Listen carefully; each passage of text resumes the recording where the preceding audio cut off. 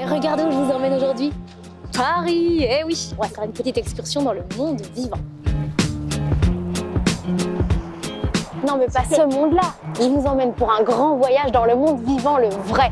On va partir à la découverte des milieux naturels et des espèces qui peuplent notre planète.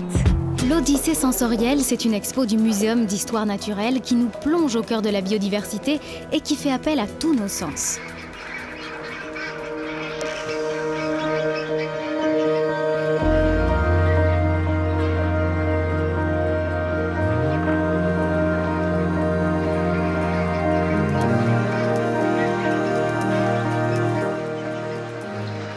Voyage qui démarre en Afrique de l'Est avec des flamants roses nains. On a l'impression de voler à côté d'eux. Vous entendez le son des ailes qui battent? D'ici, je ressens même le petit courant d'air de ce vol de flamants roses.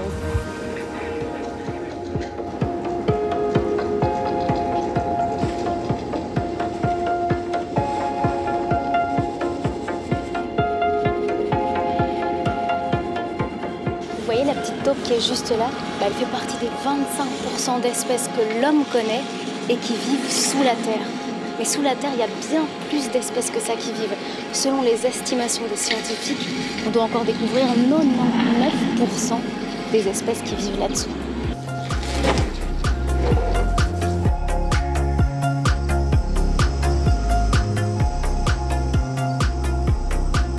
Plus on descend, plus on sent l'humidité de la forêt. En fait, il y a des changements de température. Donc on a l'image, le son, partout, plus les odeurs.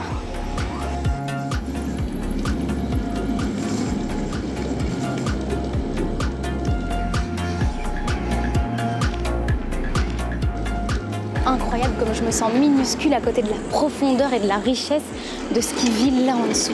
C'est un truc dont on ne se rend pas compte quand on marche dans un jardin, dans une forêt par exemple.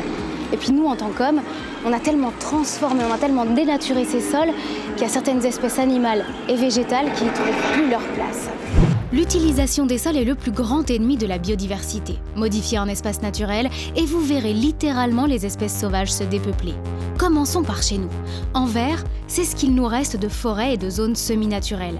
Et 30%, c'est la part des espèces rares, menacées ou que nous avons déjà perdues sur notre territoire. En cause, l'agriculture, la sylviculture ou encore l'urbanisation. Mais prenons du recul car le problème est global.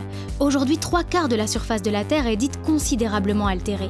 Les zones humides ont perdu plus de 85% de leur superficie et 46% des arbres ont disparu depuis l'arrivée de l'homme. Résultat, la biomasse d'insectes se réduirait de 2,5% par an, tandis que la taille des populations de vertébrés aurait diminué de 60% depuis 1970. C'est pourquoi nous devons aujourd'hui restaurer les écosystèmes dégradés tout en préservant les écosystèmes peu utilisés. Pour cela, des scientifiques proposent de créer un filet de sécurité mondiale en protégeant 50% des terres et mers du globe. Car oui, inverser cette vertigineuse extinction du monde vivant est encore possible. Alors, on change ? Je m'en vais rencontrer Camille Etienne, une des jeunes militantes écolos les plus actives en France. Peut-être que comme moi, vous l'avez découverte à la sortie du premier confinement avec une vidéo qu'elle a publiée qui s'appelle « Réveillons-nous » et où elle se met en scène dans la montagne savoyarde d'où elle est originaire. À l'heure où je vous parle, c'est une vidéo qui fait plus de 10 millions de vues sur Facebook. Je suis désolée. On pensait que ça n'arriverait qu'aux autres, qu'aux grands perdants de ce système. Pas à nous autres privilégiés. Elle est comme ça, Camille. Elle utilise l'art pour faire passer ses messages parce que selon elle, au-delà de la sensibilisation, c'est important qu'on puisse continuer à montrer ce qui est beau. Elle est suivie par plus de 100 000 personnes sur sa page perso, elle vient de terminer des études en Sciences Po et consacre aujourd'hui la plupart de son temps à son activisme. À la tête du mouvement On est prêt pour la protection de l'environnement, rien ne l'arrête. Elle interpelle les politiques, elle les conseille aussi, elle fait du lobbying, dépose des plaintes pour inaction climatique et vulgarise les enjeux pour ses followers. Douce et cash à la fois, pour s'adresser au monde, elle utilise les médias, les réseaux sociaux, le cinéma et même la scène. Elle nous a donné rendez-vous ici, à la recyclerie, où elle se produit sur scène dans quelques heures. Alors la recyclerie, c'est un endroit un peu particulier en plein cœur de Paris. C'est une ancienne gare qui abrite aujourd'hui une ferme urbaine et d'autres projets citoyens.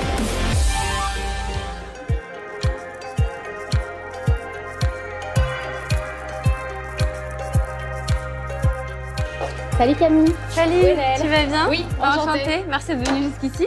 C'est un endroit où tu viens souvent? Ouais, de temps en temps, c'est assez chouette. J'aime vraiment cet endroit. En plus, j'étais à la fac, pas loin. Donc, du coup, c'était parfait. Tu vois, tu peux venir, tu peux voir les poules avant d'aller en cours, ce qui était assez drôle. Je vais vous prendre ça, un chai latte. Ouais, moi aussi, je veux bien rentrer latte. Il y a plein de boulot. En fait, déjà, on a les élections présidentielles qui arrivent. En fait, j'essaie de faire en sorte que les candidats et les candidates, déjà, souvent je débat avec eux, soit sur des plateaux télé, et montrer du coup les faiblesses de leur proposition écologique. Enfin, ils me montrent, on discute de leur programme, et j'essaie de faire du lobbying en fait en disant et dans ce cas, qu'est-ce que vous proposez, qu'est-ce que vous allez faire, vous président, vous présidente, qu'est-ce que vous faites sur cette question-là quoi. Voilà, ça arrive. Waouh, c'est trop beau. Bon Camille, activiste et comédienne, c'est comme ça qu'on oui, se présente? Oui, comédienne, je sais pas, j'essaye, j'aimerais beaucoup, j'adore.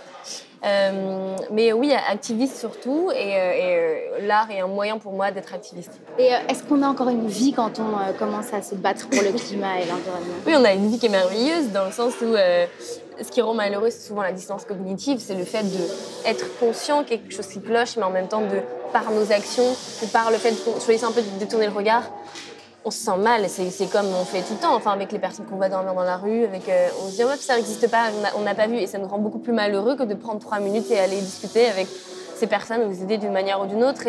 Et donc je dirais que en ce sens-là, on a une vie. Après, on a un emploi du temps pas forcément très flexible, mais oui, en tout cas, ça m'occupe beaucoup de temps et c'est difficile de lâcher parce que quelque part, quand on rentre chez nous, c'est jamais fini. Et c'est tellement urgent que du coup, on peut vite tomber dans une espèce de frénésie et j'essaie de me préserver un peu de ça de temps en temps. Mes amis le font bien.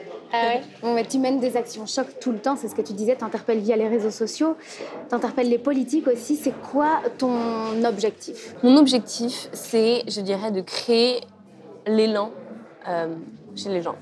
Parce que je suis persuadée qu'on ne fera pas une révolution à 12 et que je ne prétends absolument pas détenir une vérité de voilà les 10 manières, les 10 actions à faire pour sauver le monde. Sinon, l'humanité l'aurait déjà fait, j'espère. Et donc, quelque part, ce qui m'intéresse, c'est d'être ce moment qui va soit être au début et planter la graine de la réflexion et aller déranger des positions bien fermées, aller ouvrir vers une nouvelle manière de voir le monde, d'être au monde, ou alors être le déclencheur de l'action. Donc on a là plus de 60 pages où c'est très documenté et on montre en fait que c'est aussi un choix, c'est une action que nos élus, enfin pas nos élus même, nos représentants sont au courant de l'urgence, le savent et décident d'eux-mêmes de ne pas agir et donc ils mettent en danger la vie de milliers de Français et de Françaises et même de citoyens à travers le monde. En fait, la démocratie a besoin aussi d'un contre-pouvoir et donc être quelque part ce contre-pouvoir, avec d'autres bien sûr. Et puis chez les gens, créer ce déclic, donc par l'art, par les réseaux sociaux, par les médias, par des actions de direction de terrain, par tous les moyens possibles pour que on fasse ce premier pas où après on ne peut plus revenir en arrière. Pourquoi c'est si difficile, selon toi, d'affronter la réalité en fait? On le voit tout le temps et dans les discours politiques aussi, il y a comme une peur à dire les choses. Parce que ce serait reconnaître qu'ils n'en ont pas fait leur priorité absolue et le paradigme à travers lequel ils prennent toutes leurs décisions. Donc ce serait reconnaître qu'ils n'ont pas fait de la survie de l'humanité, de la société, qui est quand même l'essence même de la politique, leur absolue priorité. Certains le font, mais pour une grande majorité, c'est pas le cas. Et donc ce serait reconnaître quelque part qu'ils sont en train d'échouer lamentablement. Donc c'est difficile dans une démocratie où on a mis une sorte d'homme présidentiel et qu'on a mis comme si on avait mis tout notre pouvoir dans les mains d'une seule personne. Qu'est-ce que tu penses de ce qui se passe dans Bruxelles?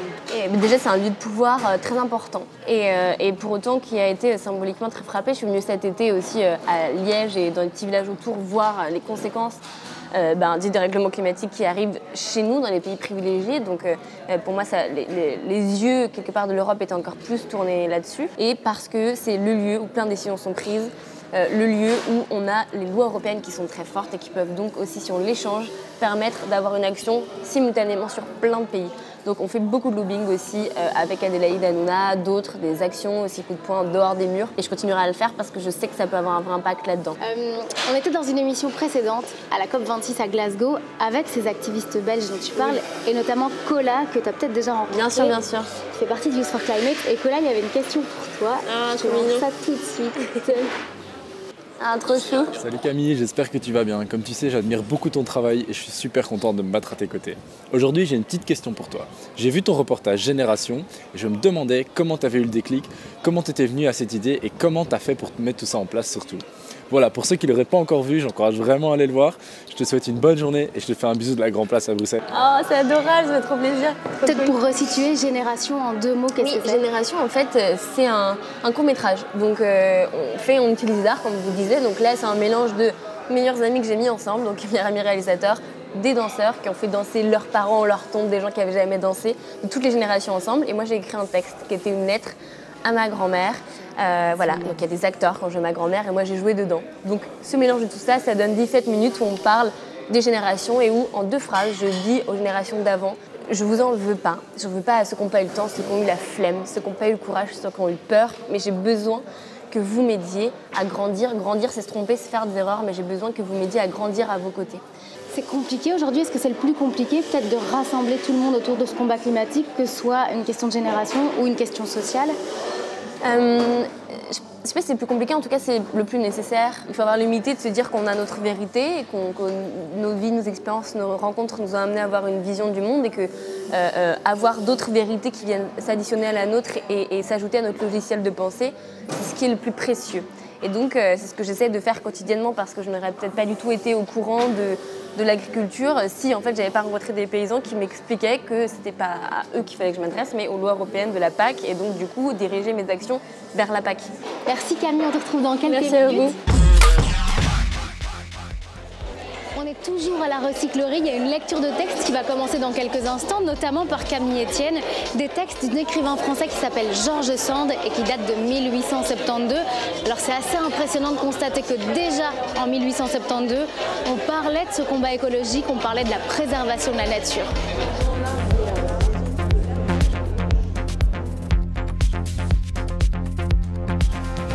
Je préfère, aux jardins arrangés et soignés, ceux où le sol, riche par lui-même de plantes locales, permet le complet abandon de certaines parties. La soirée se termine ici à la recyclerie. C'est le moment pour moi de vous dire merci beaucoup de nous avoir suivis. On se retrouve très bientôt sur votre média de proximité ou sur Tipeee en télé. Et puis évidemment, quand vous voulez, sur la page Facebook. Alors on change. À bientôt. Si je devais vous donner un message, ce serait peut-être celui-ci que le combat écologique n'est pas un combat de génération. On n'a pas le temps d'attendre que ma génération soit celle qui soit au pouvoir. On n'a pas besoin de bravo, ni de merci, ni de condescendance, mais on a besoin d'action, d'aide ensemble. On n'y arrivera pas tout seul. Je compte sur vous pour en faire votre absolue priorité. Rejoindre les projets collectifs autour de vous, vous engager dans votre quotidien collectivement et demander à vos décideurs politiques, votez pour ceux qui en font leur priorité.